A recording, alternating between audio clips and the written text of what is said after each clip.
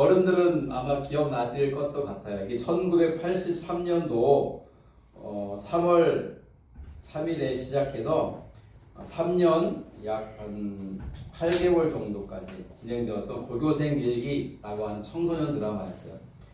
지금은 고인이 된 우리 강수연 씨가 이때 17살인가 되게 어린 학생이었는데 주인공으로 나오고, 또 뭐 강수연만이 아니라 뭐 안문숙 씨, 또 선생님으로 서인석 선생님도 나오고, 여러 배우들 최화정 씨도 나오고 하여튼 등등 많이 등장을 했던, 사실은 처음에는요 기억하시는 모르겠지만 20분짜리 짧은 일일 극이었어요. 일일 드라마 20분짜리. 근데 시작하고 얼마 됐는데 인기가 막 올라가는 거예요.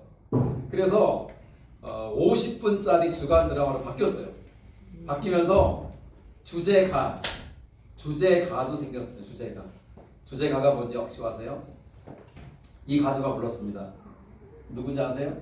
민혜경이라는 가수가 이 드라마의 주제가를 불렀거든요. 이 드라마가 그 노래 제목이 뭐냐면 드라마가 똑같아요.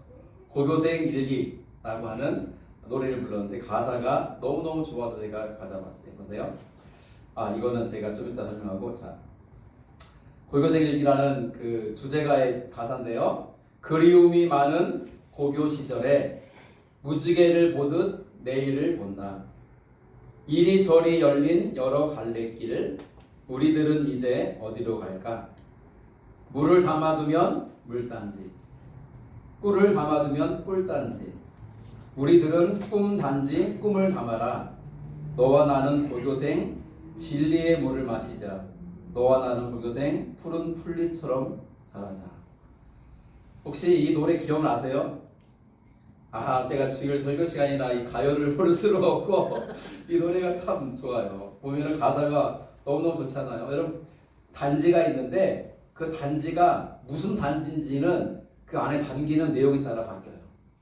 물을 담으면 물단지가 되죠. 근데 그 단지를 꿀 담으면 꿀단지가 돼요.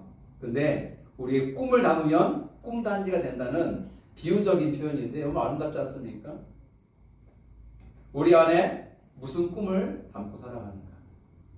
하나님의 꿈, 하나님 나라가 이 땅 가운데 완전히 이루어지는 그 꿈.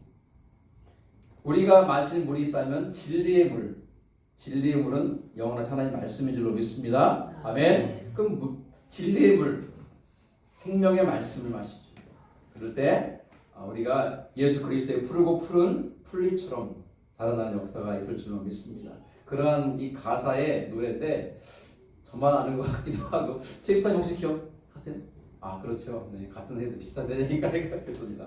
자, 그런데 오늘은 청년주일이라고 했잖아요. 이 청년주일은 저희 교단이 1953년 대구에서 열렸던 교단 총회에서 청년주일을 지키자 하고 결의를 해서 시작됐어요. 근데 요 총회부터 이렇게 장로교가 나눠졌어요. 예장과 기장이 나눠졌어요. 이때. 그리고 이후에 예장은 예장 합동, 예장 통합, 예장 호언, 백석, 대신 엄청나게 갈라졌어요. 예장은. 근데 지금 저희 기장은 한 교단으로 계속 가고 있죠. 이 기장 교단이 이때부터 청년주일을 지킬 것을 결의하고 매년 지켜오는데요. 매년 3월 둘째 주일, 오늘이죠. 청년주일을 지키고 있습니다. 그럼 올해는 몇 번째 청년주일일까요? 올해가 53년부터 시작했으니까 네. 우리가 72번째 청년주일입니다. 네. 청년주일 나이가 72살이 됐습니다. 우리 청년들 축복하고요. 주님이 청년들을 많이 사랑하시고 우리 어른들도 청년들을 사랑하고, 그리고 하나님의 주시는 꿈을 가지고 인생의 비전을 가지고 아름답게 성장해 갈 수 있기를 주의 이름으로 축원합니다. 아멘. 오늘 말씀 함께 나누도록 하죠. 훈련 받기 전에 요셉은 어떤 사람이었는가? 여러분들은 잘 알지 않습니까? 요셉은 고자질쟁이였어요. 형들의 잘못은요 넘어가는 법이 없어요. 형들의 실수, 잘못, 농땡이를 부리려 치면 득달같이 아버지가 달려가서 아버지 하면서 형들의 잘못과 형들의 게으름과 태만함과 그들의 농땡이 부림을 다 고자질하는 거예요. 아버지는 좋았을는지 모르지만 누가 요셉을 싫어해요? 형들이 요셉을 싫어하죠. 뿐만 아니라 요셉은 아버지의 편애를 받았어요. 아버지는 사랑하는 아내 라헬이 낳은 두 아들 요셉과 베냐민을 특별히 사랑했는데 그 둘 중에서도 큰아이인 요셉을 각별히 사랑했어요. 12아들 가운데 요셉만 특별히 사랑받자 형들이 시기하고 질투하고 요셉을 더더욱 미워합니다. 결정적인 사건이 있죠. 바로 아버지 야곱이 요셉에게만 무슨 옷을 지어 입혔죠? 채색 옷을 지어 입혔어요. 여러분, 채색 옷은요, 색동 저고리, 비단 저고리 이런 차원의 옷이 아니에요. 귀족이나 왕족들이 입는 아주 값비싸고 고귀한 옷이에요. 그 옷을 아버지 야곱이 요셉에게 지어서 맞춰서 입혔다는 뜻은 그를 이 집안의 이 부족의 상속자로 세우겠다는 뜻이에요. 상속자. 10명의 형들을 제쳐두고 요셉을 상속자로 세우겠다는 뜻이고요. 요셉을 형들을 감독하는 감독관으로 세우겠다는 뜻이에요. 그러자 형들은 더더욱 요셉을 미워하고 증오하고 혐오합니다. 뿐만 아니라 요셉이 꿈을 꾸더니 그 꿈을 형들한테 말하는 거예요. 그 꿈이 뭡니까? 형들의 곡식단이 요셉의 곡식단을 둘러서서 엎드려 절하는 꿈이었고요. 두 번째 꿈은 뭡니까? 해와 달과 11별이 요셉에게 엎드려 절하는 꿈이었어요. 그 꿈 이야기를 들은 형들은 이를 가는 거예요. 너 언젠가는 죽여버릴 거야. 이를 바득바득 갈면서 기회를 노리고 있었는데 마침 기회가 왔습니다. 어떤 기회요? 형들이 아버지의 명을 받고 세겜이라는 곳으로 양을 치러 갔는데 어쩌면 세겜에서 이렇게 풀을 먹일 만한 땅을 얻지 못했거나 세겜 사람들이 밀어냈는지도 모르죠. 해서 도단이라는 다른 곳으로 이동을 합니다. 그런데 아들들을 보내놓고 아버지가 요셉을 보내는 거예요. 요셉아, 형들이 양 치러 갔는데 가서 형들이 잘 있나 좀 보고 와라.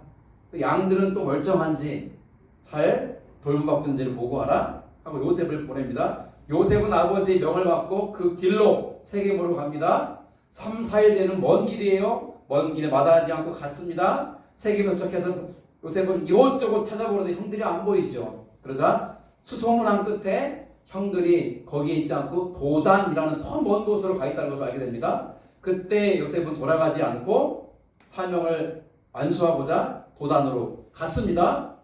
형들이 양을 치는데 도단에서 저 멀리서 누군가 오는데 가만 보니까 누구예요? 요셉인 거예요. 오늘 날 잡은 거죠. 무슨 날로? 요셉을 죽이는 날로. 형들이 악한 계획을 세우는 거예요. 자, 이렇게 되는 거예요. 야, 저 요셉이 오고 있다. 오늘 죽여버리자. 날 잡자. 아, 그래. 지금 아버지가 계신 곳에서 굉장히 멀리 와 있기 때문에 아버지는 결코 절대 알 수가 없어. 오늘 요셉을 죽여버리자.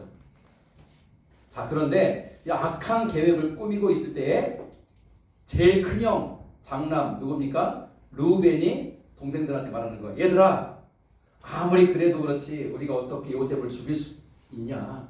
우리 혈육이고 동생인데 그러지 말고 죽이지는 말고 구덩이에 던져 넣자.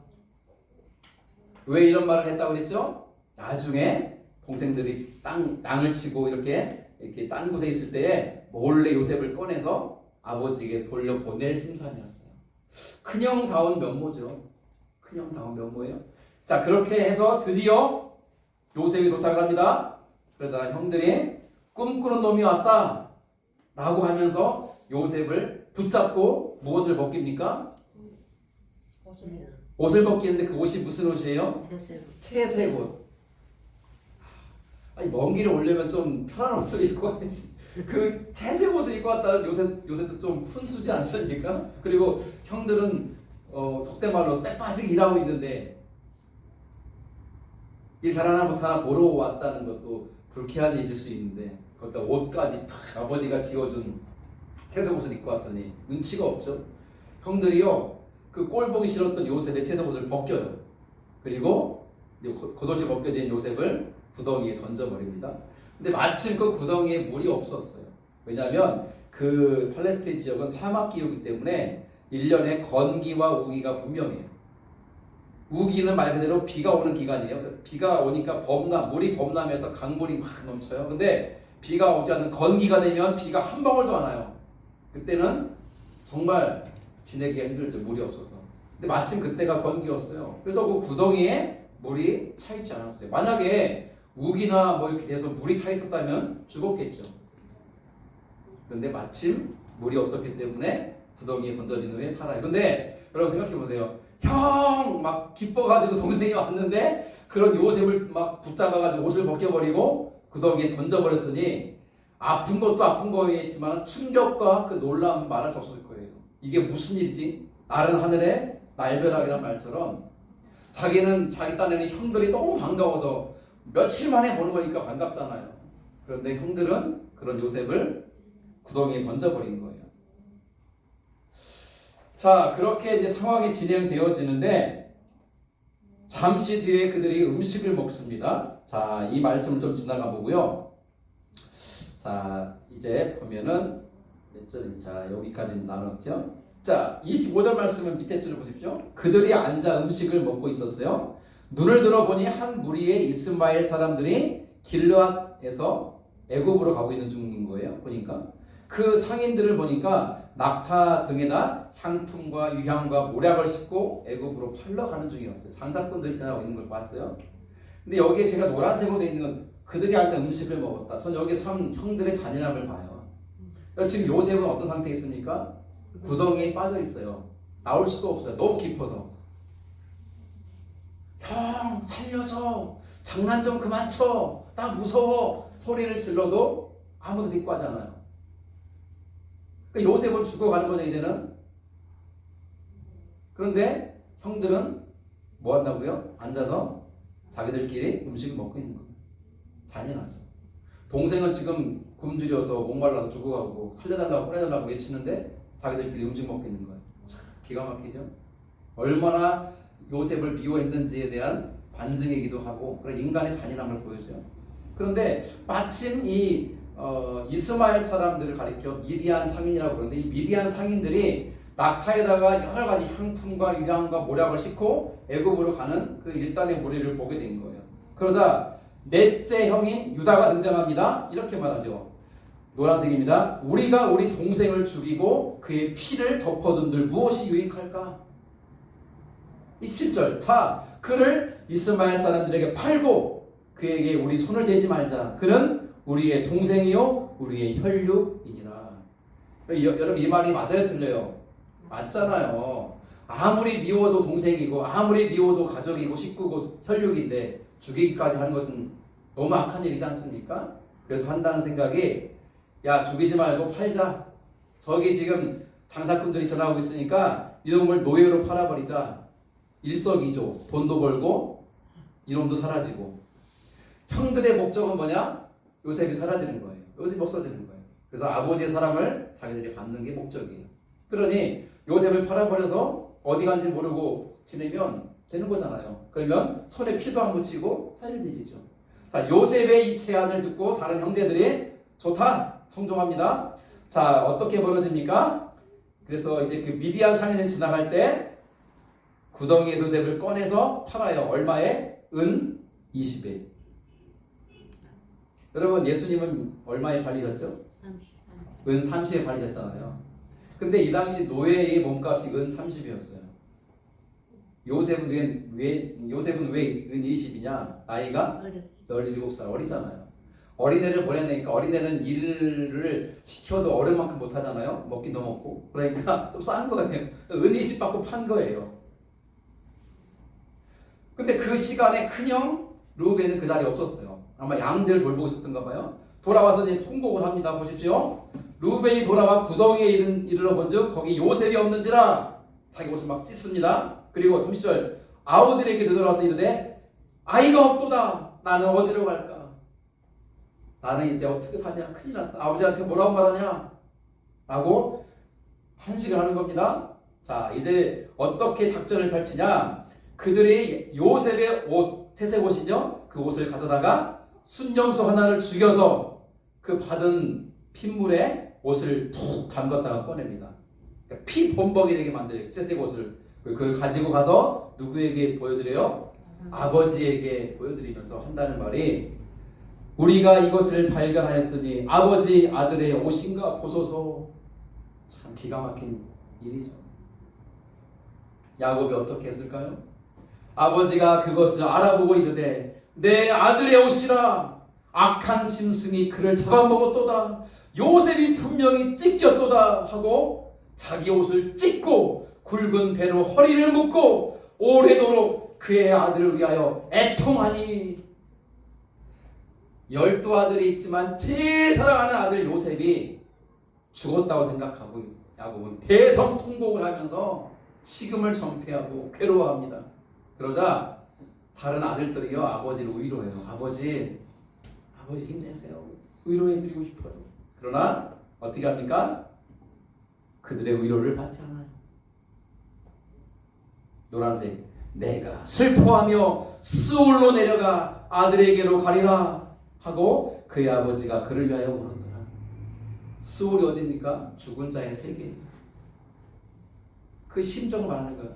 나도 당장 죽어. 죽은 자의 세계인 스올로 가서 내 아들 요셉에게로 가고 싶구나. 아무도 아버지 야곱에게 위로가 안 되는 거예요. 마지막 오늘 본문은 이렇게 끝납니다. 그 미디안 사람들은 그를 애굽에서 바로의 신하 친위대장 보디발에게 팔았더라. 여러분 이 부분은요 문학 표현이 있어요. 문학 표현. 이걸 뭐라고 부르는지 아세요? 학교 다닐 때 들으셨을 것 같은데 복선이라고 해요. 복선.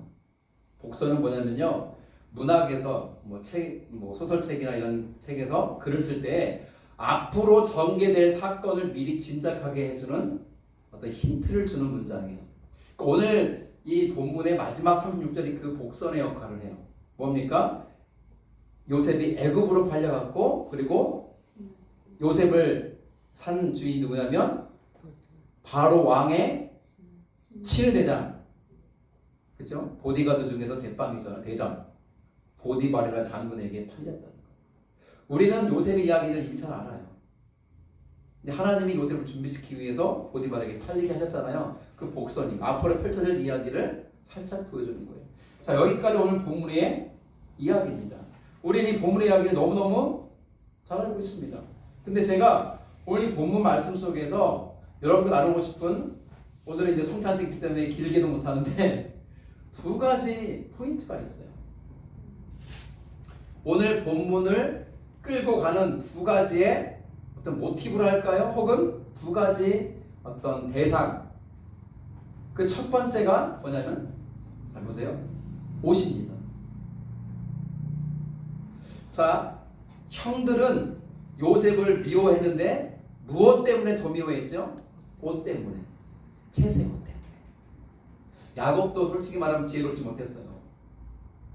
옷은요 금방 편하잖아요. 여러분 새 옷 입고 오면 다 알아보잖아요.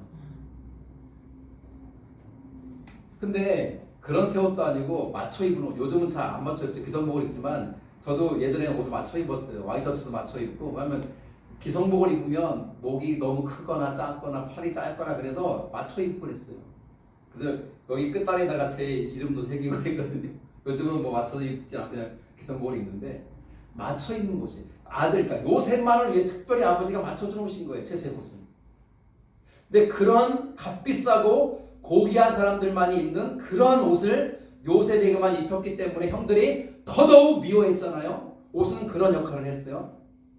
그래서 형들은 요셉을 붙잡고 죽이려고 했잖아요. 뭘 했다고 그랬죠? 옷을 벗겨버렸어요. 옷을 벗기는 그들의 행위는요, 아버지의 사랑을 한 몸에 받는 동생으로부터 아버지 사랑을 마치 벗겨내는 것 같은 역할을 해요. 그러면 아버지가 우리를 사랑해주지 않을까?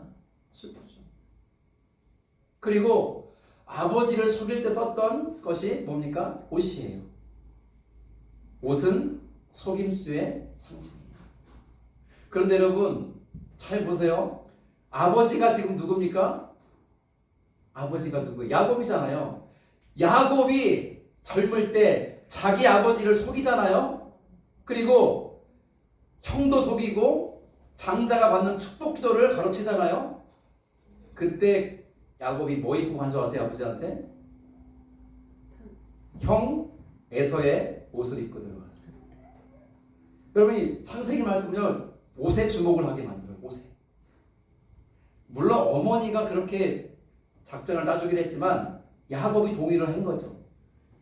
그래서 자기가 형인 척 해야 되니까, 에서인 척 해야 되니까 형 에서의 옷 중에서 제일 좋은 옷으로 탁 입고 들어갔어요. 아버지에게. 예, 옷에서는 사람의 그 향내가 나잖아요. 채취가. 그리고 옷을 대충 잘 안 보고도 만져보면 대충 알거든요. 그러니까 아버지를 속이기 위해서 사용하는 것이 옷이에요. 전 이 부분에 와서 등골이 오싹해졌어요. 야곱은 젊을 때 형의 옷을 입고 아버지께 찾아가서 아버지를 속이는데 옷을 사용했는데, 이제는 세월이 지나 야곱의 아들들이 아버지를 속이는데 무엇을 갖고 속여요? 또한 요셉의 옷을 가지고 속이고 있는 거예요. 두 번째 받을 건 이겁니다. 염소예요. 여러분 이 요셉의 형들이 요셉을 이렇게 팔아먹은 다음에 그에게서 벗긴 채색 옷을 어디에 담그죠? 염소를 잡아 그 핏물 속에 푹 담갔다가 꺼냈어요.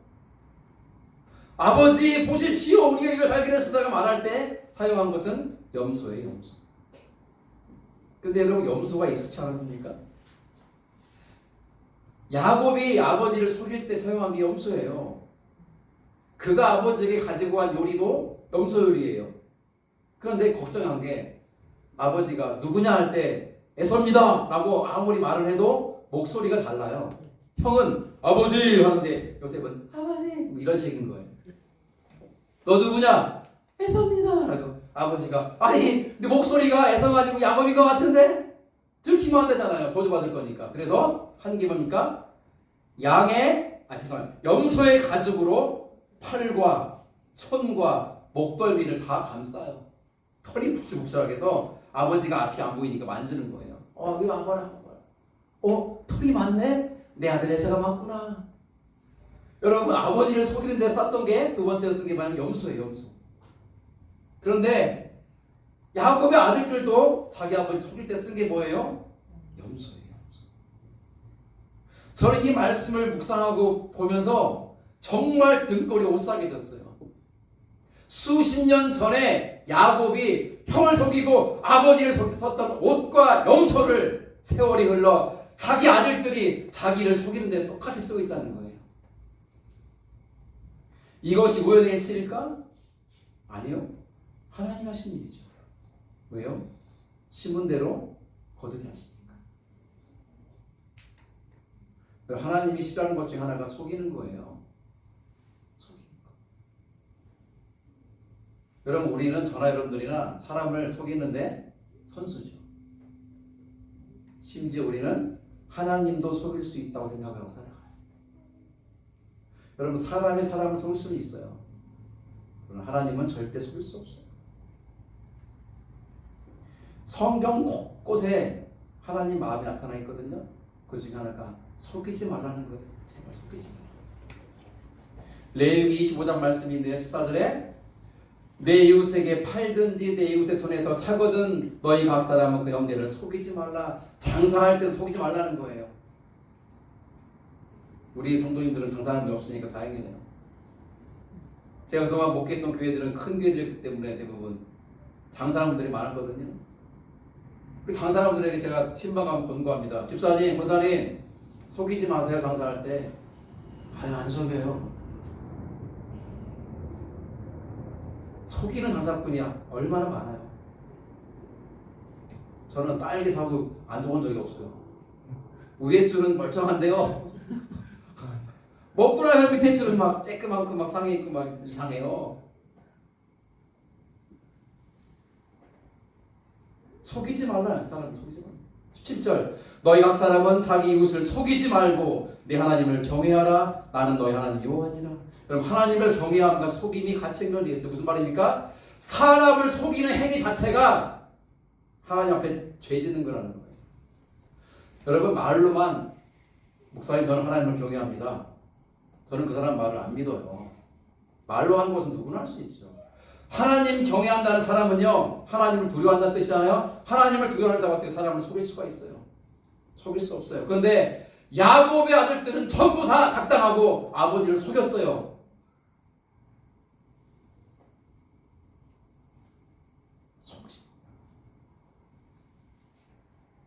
골로새서 3장 9절 10절 같이 있습니다. 시작. 너희가 서로 거짓말을 하지 말라. 옛 사람과 그 행위를 벗어버리고 새 사람을 입었으니 이는 자기를 창조하신 이의 형상을 따라 지식에까지 새롭게 하심을 입은 자니라. 아멘. 예수 믿기 전에는 우리는 다 거짓말하고 살았고 속이며 살았고 죄악 가운데 살았을지라도 이제 예수 믿고 살게 된다면 거짓말하지 말라는 것이고 속이지 말라는 것이고 죄악 가운데 살지 말라는 거예요. 왜? 너희는 예수의 피로 죄사함 받고 새 사람을 입었기 때문이다. 새 사람이 되어서 어찌 옛날의 죄악된 삶으로 돌아갈 수 있느냐라는 거예요. 만약에 예수를 믿노라 말하면서도 여전히 거짓말하고 여전히 입만 열면 속이고 여전히 죄악을 살고 있다면 죄송하지만 그 사람이 예수 믿는 게 아니에요. 그럴 수 없습니다. 저는 설교 서두에 고교생 일기 가사를 보여드렸어요. 기억나세요? 다 기억 안 나죠? 근데 그 노래가요 2절도 있어요. 제 2절 말씀이 너무 2절 가사 너무 좋아서 가져왔어요. 오늘 설교가 너무 연결돼서. 자, 들어보세요. 부러울 것 없는 고교 시절은 가슴 부푼 날이 너무 많아라. 여기저기 남긴 발자국마다 숱한 이야기가 숨쉬고 있네. 콩을 심은 데는 콩나무, 팥을 심은 데는 팥난다. 우리들의 가슴엔 이상을 심자. 너와 나는 고교생 진리의 물을 마시자. 너와 나는 고교생 푸른 풀잎처럼 자라자. 이 메시지가 고등학생에만 필요한 말씀이 아니잖아요. 여러분, 콩 심은 데 뭐가 납니까? 콩 나죠. 팥 심은 데 팥이 나요. 여러분, 콩 심고 팥 나기를 기대하면 그건 바보 멍충이에요. 여러분, 뭘 심고 있습니까? 갈라디아서의 말씀 우리 이렇게 교훈합니다. 같이 읽습니다. 시작. 스스로 속이지 말라. 하나님은 업신 여김을 받지 아니하시나니 사람이 무엇으로 심든지 그대로 거두리라. 자기의 육체를 위하여 심는 자는 육체로부터 썩어질 것을 거두고 성령을 위하여 심는 자는 성령으로부터 영생을 거두리라. 우리가 선을 행하되 낙심하지 말지니 포기하지 아니하면 때가 이름에 거두리라. 그러므로 우리는 기회 있는 대로 모든 이에게 착한 일을 하되 더욱 믿음의 가정들에게 할지니라. 아멘. 속이지 말라고요. 속이지 말라. 스스로도 속이지 마. 자기 자신도 속이지 마. 하나님은 결코 업신 여김 받지 않는다. 무슨 말이에요? 하나님은 결코 우리에게 속아 넘어가지 않는다는 뜻이에요. 하나님은 다 보고 있다는 거예요. 그래서 우리가 무엇을 심든지 그대로 거둔다 말씀하셨어요. 잘 들으십시오. 우리의 육체의 욕망을 위해서 육체의 정욕을 위해서 심는 자는 육체로부터 썩어질 것을 거둘 것입니다. 그러나 성령을 위하여 성령의 인도하심을 따라 심는 자는 그 성령님으로부터 영원한 생명을 거두고 하나님께서 우리에게 구원의 은혜를 하늘의 신령한 복을 허락하실 줄로 믿습니다. 그러니 선을 행하고 착한 일을 하고 믿음의 길을 계속 하십시오. 때가 되면 주님께서 거두게 하실 것입니다. 시편 126편 5절과 6절 같이 있습니다. 눈물을 흘리며 씨를 뿌리는 자는 기쁨으로 거두리로다. 울며 씨를 뿌리러 나가는 자는 반드시 기쁨으로 그 곡식단을 가지고 돌아오리라. 아멘. 오늘 청년주일입니다. 마지막 결론입니다. 사랑하는 청년들이여, 무엇을 심겠습니까?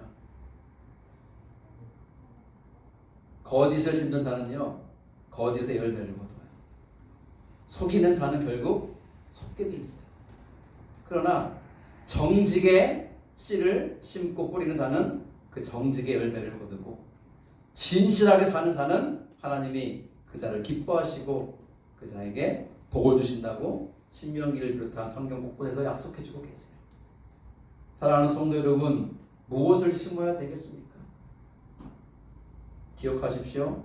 무엇을 심든지 심은 대로 거두게 하시는 하나님, 그 하나님의 법칙에 따라 우리 인생은 심은 만큼 심은 대로 거두게 될 터인데, 원컨대 사랑하는 성도 여러분, 청년들, 이후로 아름다운 열매, 좋은 열매, 향기로운 열매, 주님이 기뻐하신 열매를 주렁주렁 맺어드릴 수 있는 저 여러분 될 수 있기를 주의 이름으로 축원합니다. 아멘. 아멘. 기도하겠습니다. 사랑의 하나님,